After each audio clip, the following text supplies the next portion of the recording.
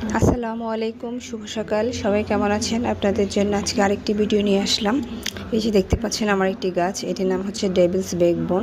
এটি কয়েক রকমের আছে, এটি আমার হচ্ছে ভেরিগেটেডটি।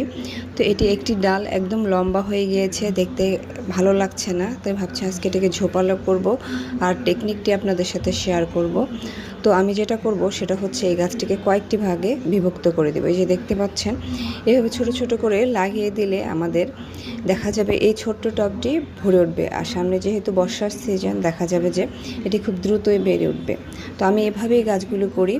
তারপরে দেখা যায় যে এই ছোট্ট টবটি একদম পরিপূর্ণ হয়ে গিয়েছে। তো এইভাবে লাগানোর পরে কী করতে হবে, এই যে উপরে দেখতে পাচ্ছেন উপরে যে জায়গাগুলো থাকবে, যেখান থেকে ধরেন গাছ কাটার পরে কষটা বের হচ্ছে, এখানে আমাদের একটু ফাঞ্জিসাইড লাগিয়ে দিতে হবে। ফাঞ্জিসাইড লাগিয়ে দিলে তারপর আর কোনো ঝামেলাই থাকবে না। আর এগুলো খুব হার্ডি প্ল্যান্ট, সহজে মারা যায় না। তো এইভাবে লাগিয়ে দিলে দেখা যাবে কয়েকদিনের মধ্যে আপনার এই গাছটি খুব সুন্দর হয়ে উঠবে। তবে জানি না আপনাদের কেমন লাগছে, আমার কিন্তু এখনই দেখতে অনেক কিউট লাগছে। তো আমি এভাবেই সবসময় দেখা যায় যে গাছগুলো দেখতে অতটা সুন্দর লাগছে না, এভাবে টব ভর্তি করে লাগিয়ে দিই, তখন দেখা যায় একদম সুন্দর হয়ে যায়। আপনারাও চাইলে চেষ্টা করতে পারেন। আর হ্যাঁ, বর্ষার আগেই করে নেবেন, তাহলে বর্ষায় আপনার গাছটি অনেক ঝোপালো হয়ে যাবে।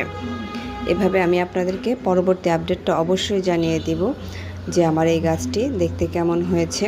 তো এই গাছটিতে তেমন বিশেষ যত্নের প্রয়োজন পড়ে না। আজ এই পর্যন্তই। প্লিজ আমার পেজটিকে সাপোর্ট করবেন।